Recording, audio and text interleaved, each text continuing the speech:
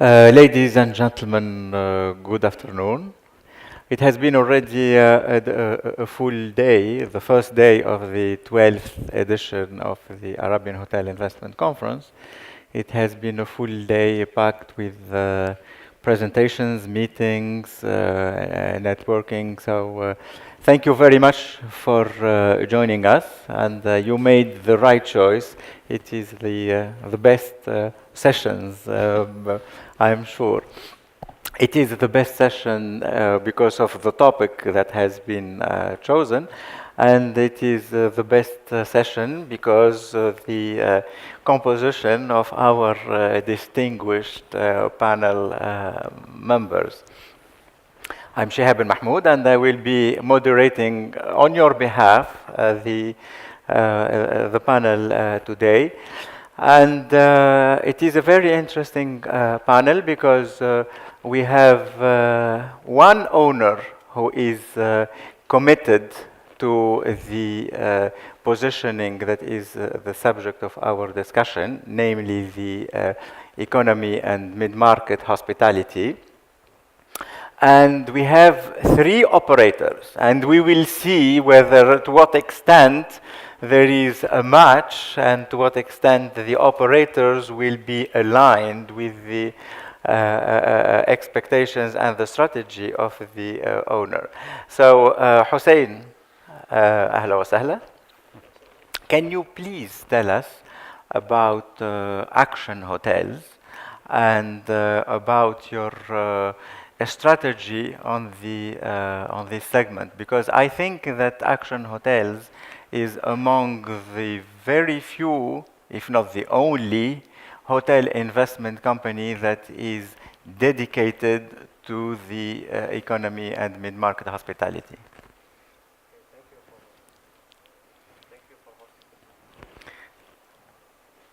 I think the mic of Hussain is not working.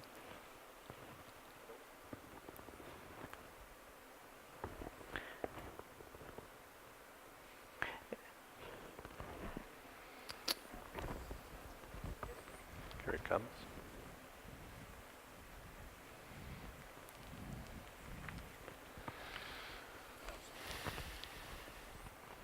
Hello. So it seems a good start, actually. Since Action Hotels established back in 2005 with the vision of His Highness Sheikh Mubarak Sabah to be a leading and a leader company in the region with the mid-scale and economy hotels, nowadays we're reaching around 11 operating hotels, around 2,000 rooms night. And with a vision to be in that market, actually it was a very good challenge because it educate the market, number one, with what is the really a budget and economy hotels in the region.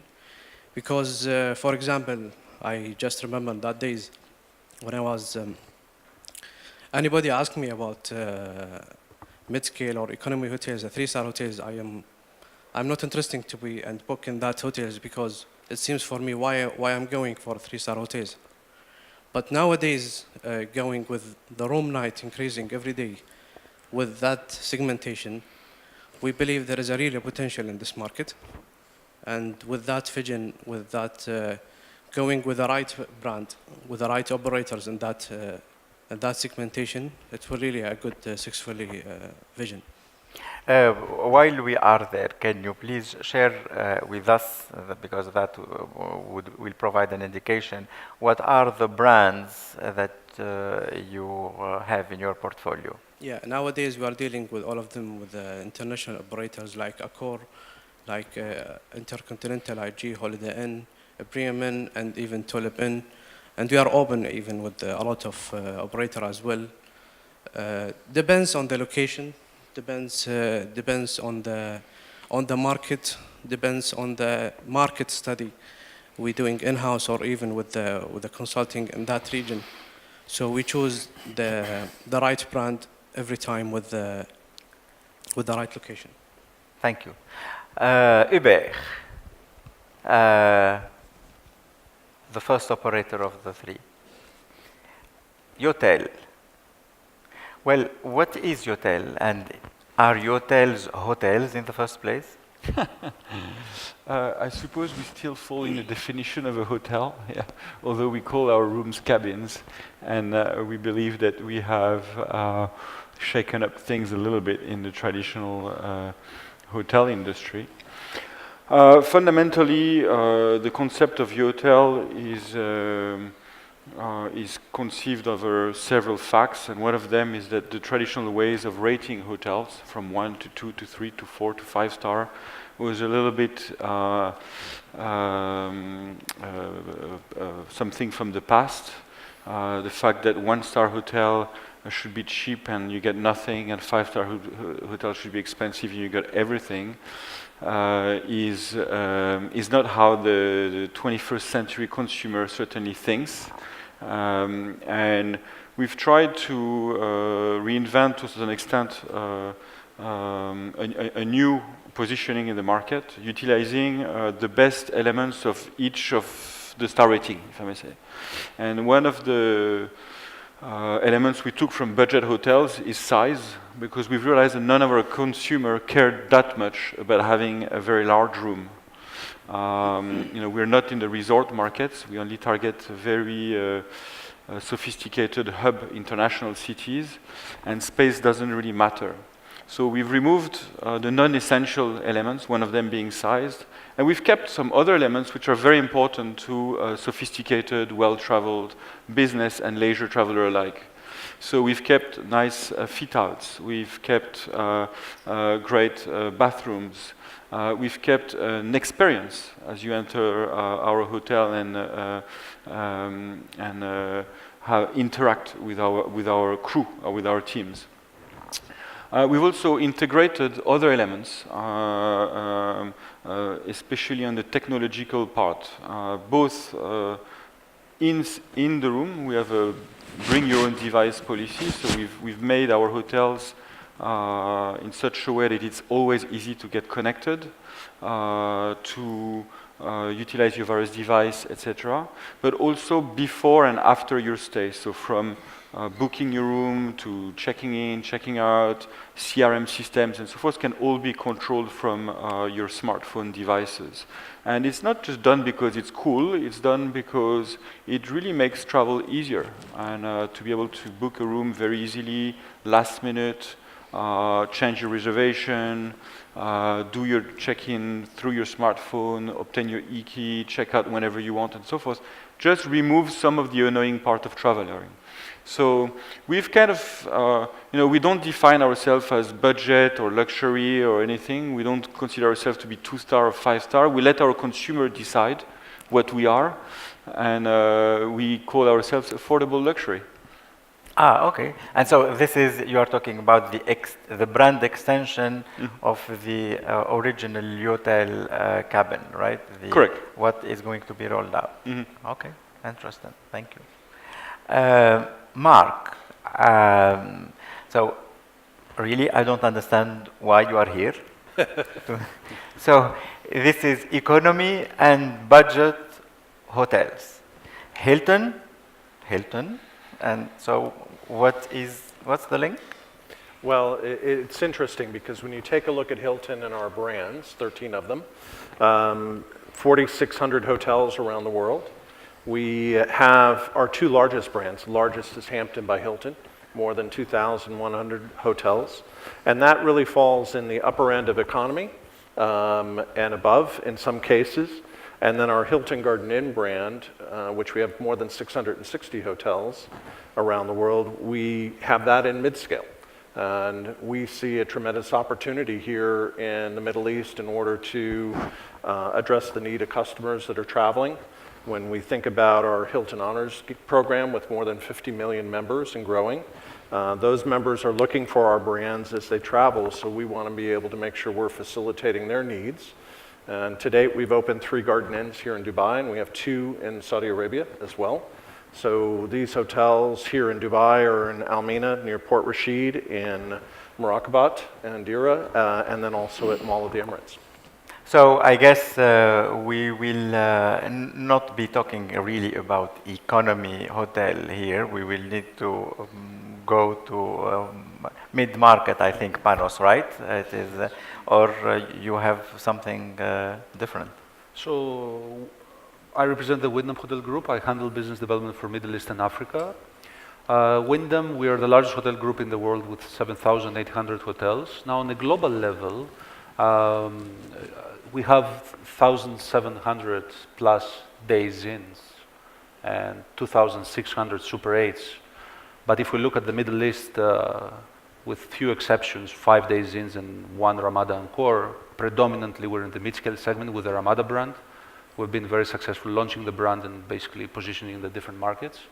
And that correlates a lot with the development strategies of many owners and the focus in many countries on the 5-star segment and the 4-star segment.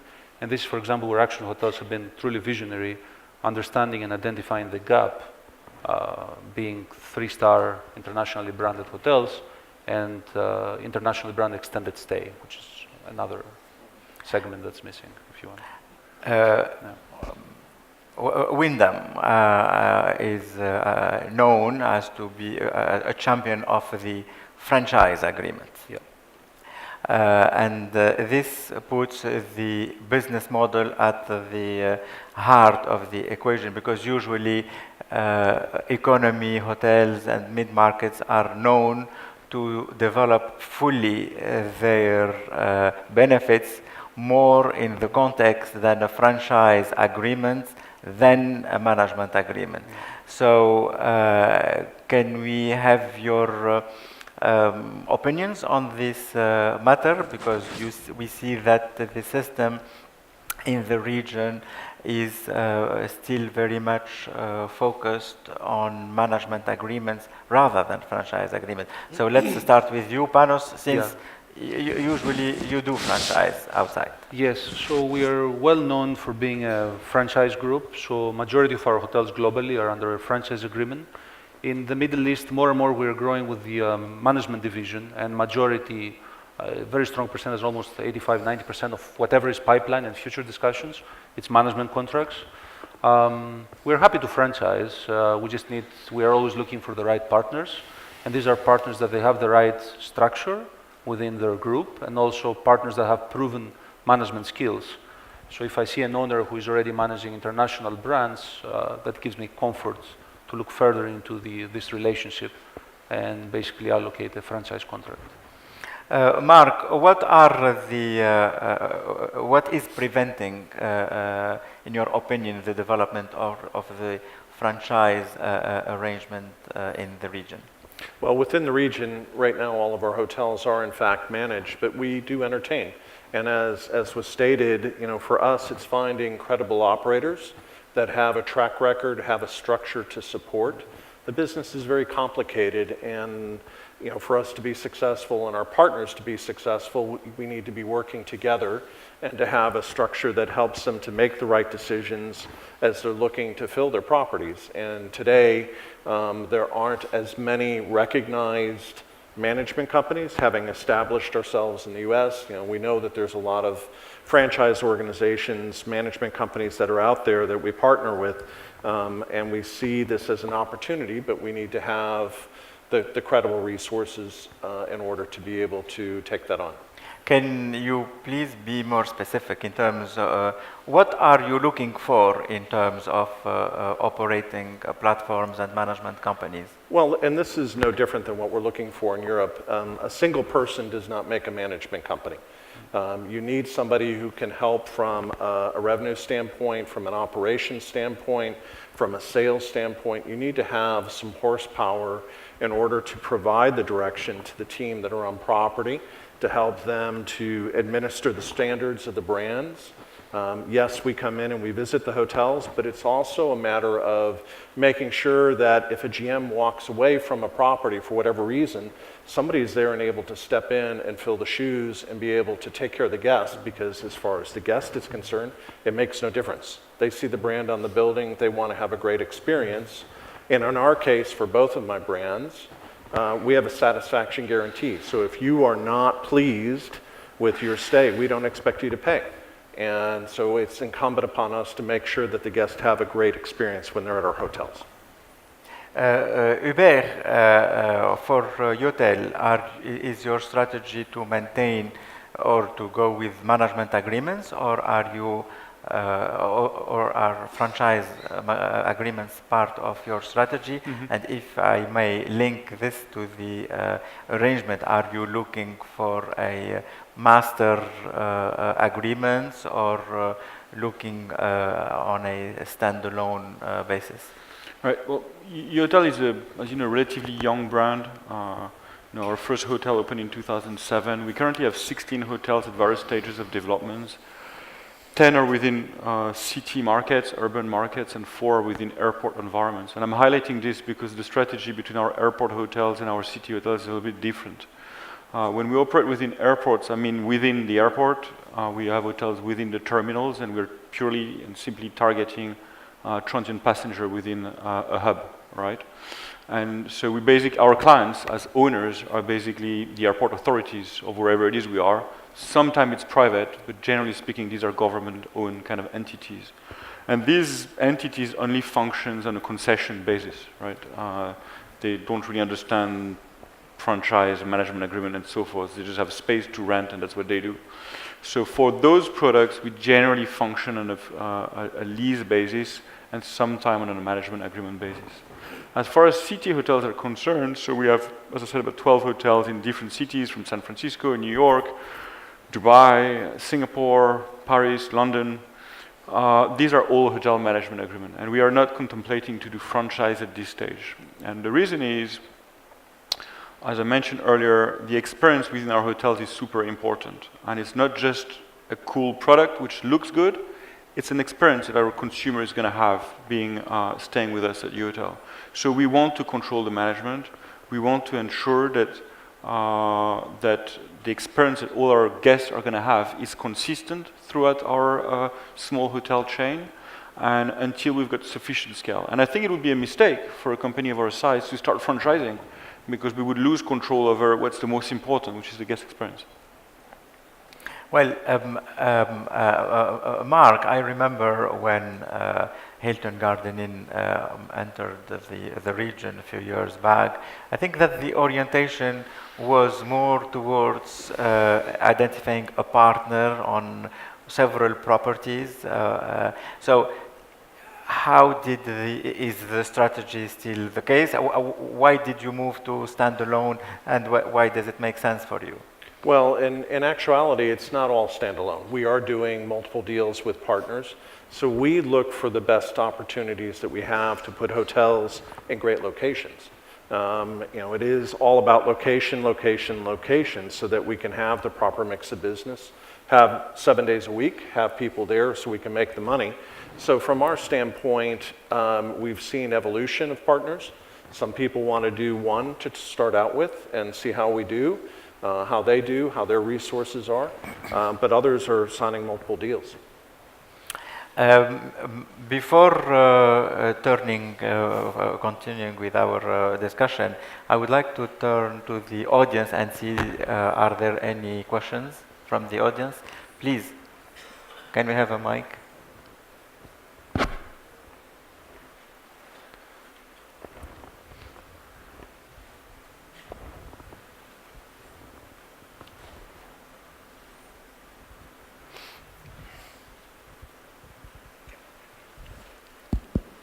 Good afternoon.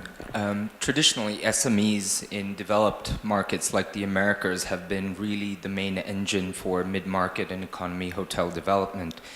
In those markets, standardization and efficiency has been an absolute benchmark to making sure these hotels are built to construction costs that are manageable and affordable for these hotels.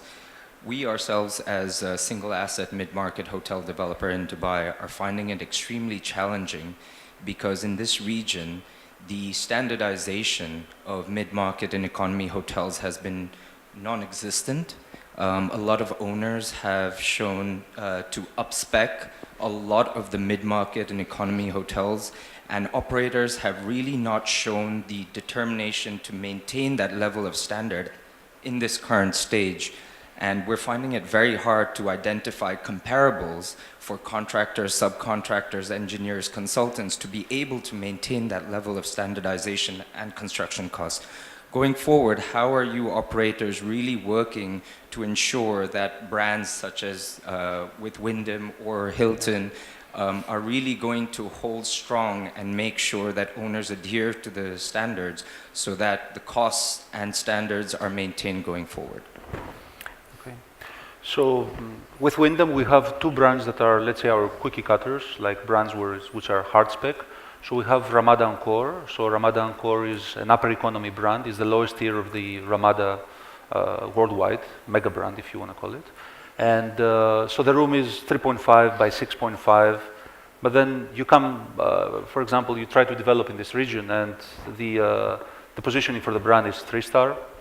And you try to develop in certain destinations and there is a minimum requirement of 28 square meters. So there you go, already you're extending the room size. Or there is the requirement from the clientele not to have a minibar, but rather you're incorporating in the room interior a mini fridge. So that's another exception to the rule if you want.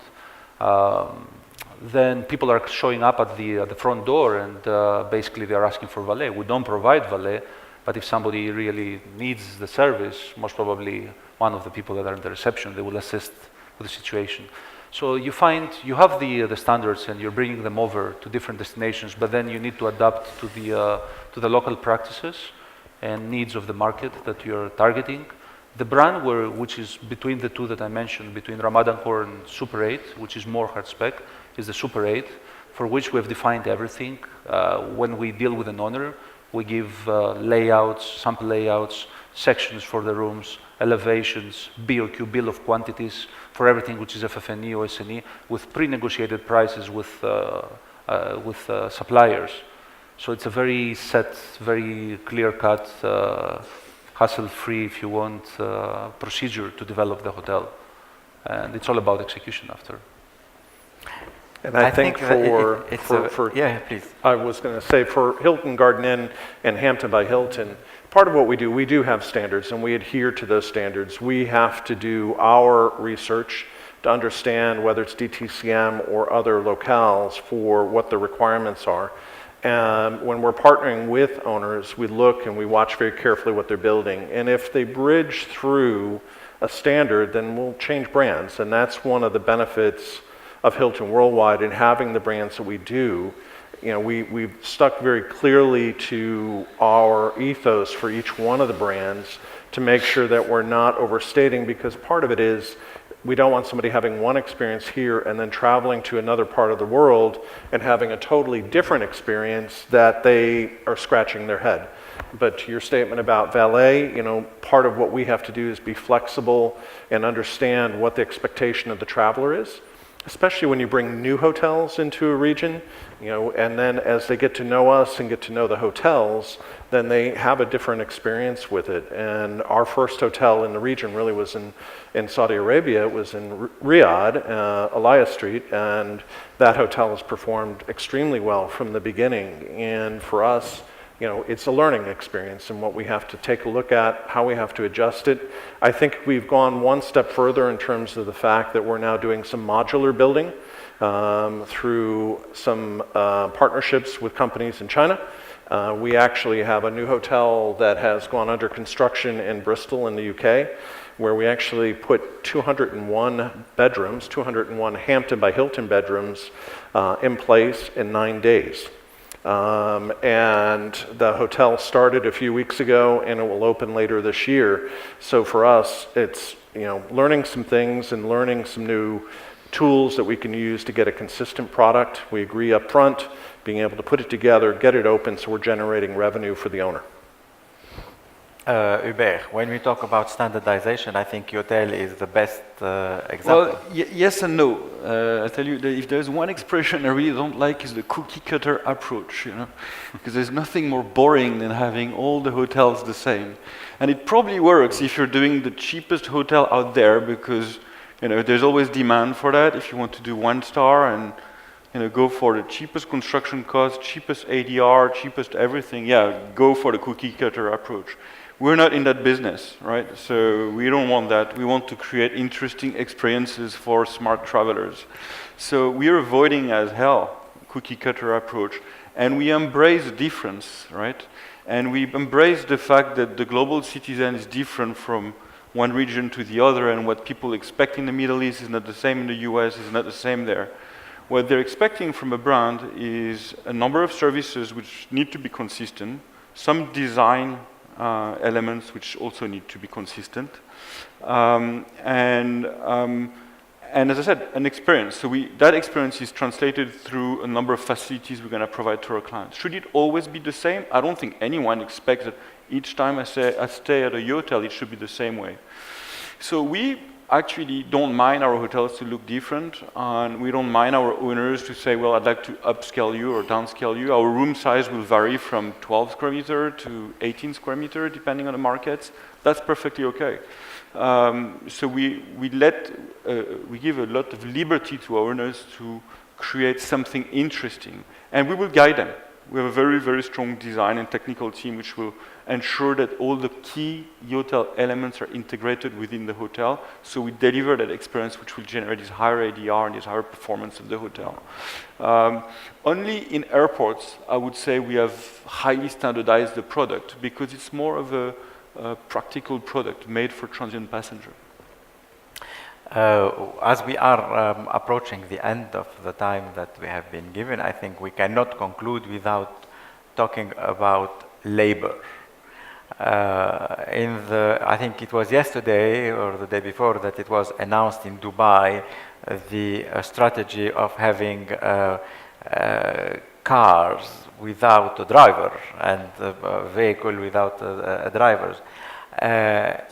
When are we going to see budget hotels and economy hotels without manpower?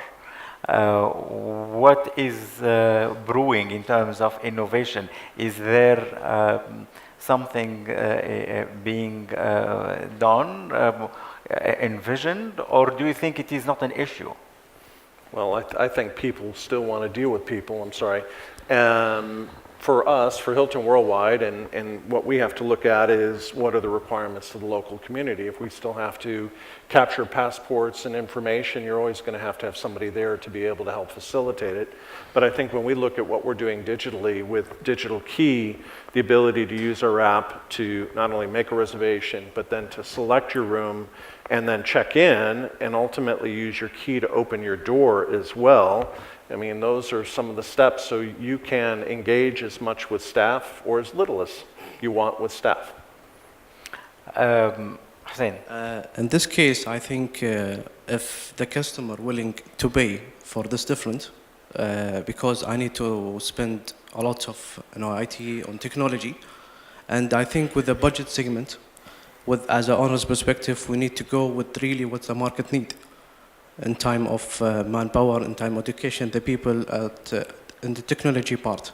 So if the customer is willing to pay the different, I think yes, it's good as owner's perspective. It is a cheaper difference. It is the customer would be paying less because technology is getting cheaper and labor is getting more expensive. I think this is the general. So you are not in favor, or you don't see that labor is a critical point on the profitability of this positioning of hotels?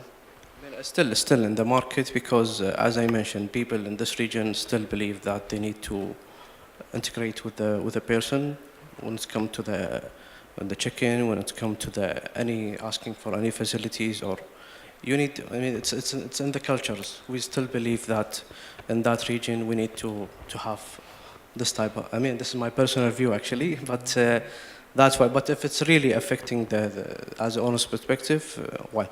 Very five-star view. Right? Ladies and gentlemen, join me in thanking our distinguished panel member for their contribution. Thank you. Merci.